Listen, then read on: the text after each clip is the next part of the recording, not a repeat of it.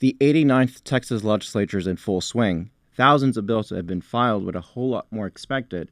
Accordingly, the debate details on bills can get overlooked, even on critical legislation. That's why we've asked legislators to come to TPPF to discuss their bills to ensure you are on top of the most important issues making their way through the Texas Capitol. This is the layout.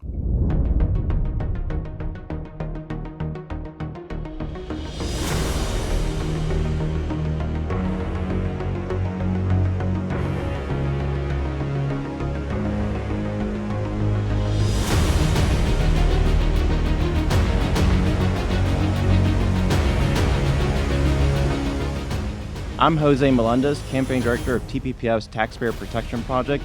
Today we're discussing House Bill 199 with Representative Mano DeAyala from House District 133. Representative DeAyala, welcome to the layout. Thank you for having me, Jose. Well, House Bill 189 seeks to implement indexing unemployment in Texas. Tell us what sparked the need for this legislation. So Texas has a booming economy, largest job creation in the country, vibrant, dynamic.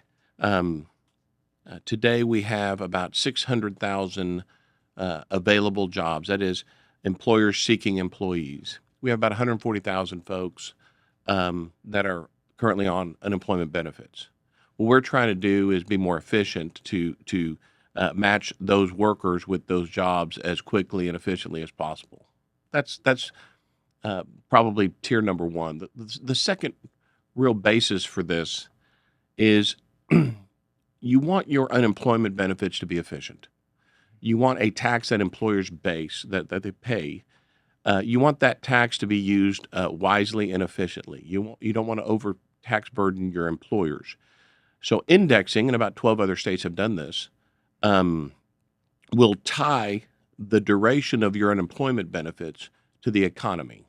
And so that's kind of an efficient way to do that. It'll be robust for the unemployment trust fund and for other reasons. So we just see it's just a better governance tool. So if you would, for just a moment, take us through this bill and kind of describe how it would work. Okay, so currently in Texas, unemployment benefits, and again, these are taxes paid by the employer.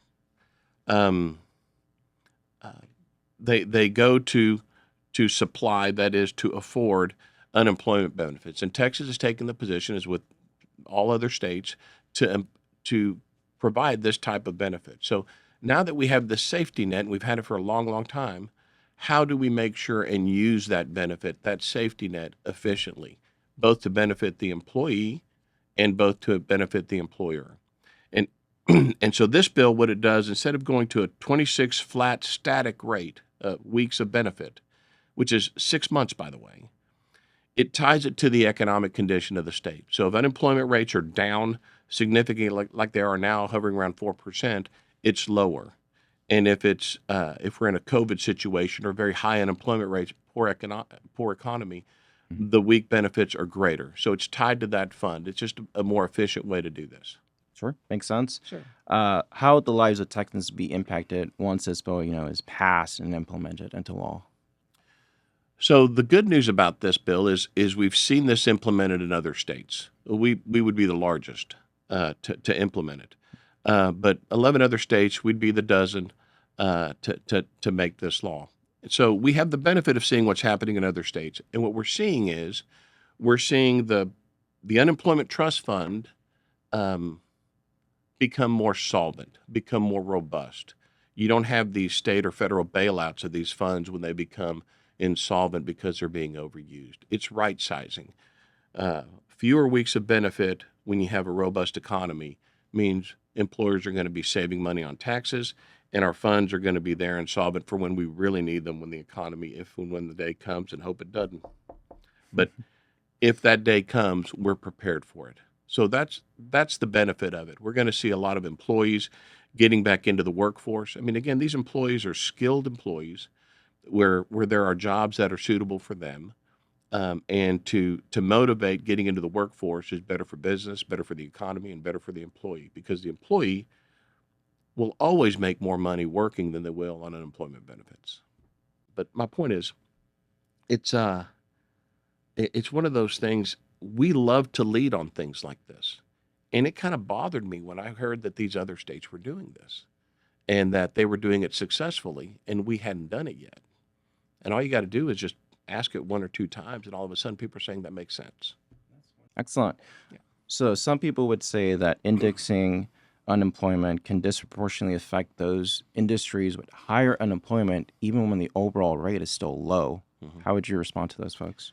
Again, we see that in other states, and there are states that are different than us, and some that are a little bit more like us. We have Florida, we have Alabama, and others. So we have a cadre of states that we can see how that has happened there. We don't see that happening there. Again, suitability is still, and again for these high turnover jobs, we don't see that problem happening in these other states. We don't anticipate seeing those here either. And lastly, what kind of feedback have you heard from folks back in the district Yeah. or across Texas? So, my district has a number of large employers. I have the energy corridor in my district, and I have a number of big, large employers in my district. My profession, my career, my job is I have a small commercial business law firm. So I represent a number of employers, whether they're Fortune 100 or whether they're a sole proprietorship and everything in between. And I've had a chance to see some of their problems when they deal with the Texas Workforce Commission and employment benefits. But I've also had a chance to talk to them about this. And what they're saying and seeing more than anything else is, I need to hire people. And the better we can motivate those people that want to get back to work, I think the better for them and the better for the employers. So far, I've had only thumbs up. They like the idea from the employer's perspective. Well, it's a common sense Yeah. bill. Well, Representative DeAyala, thank you so much for joining the layout. Appreciate it. Thank you for having me.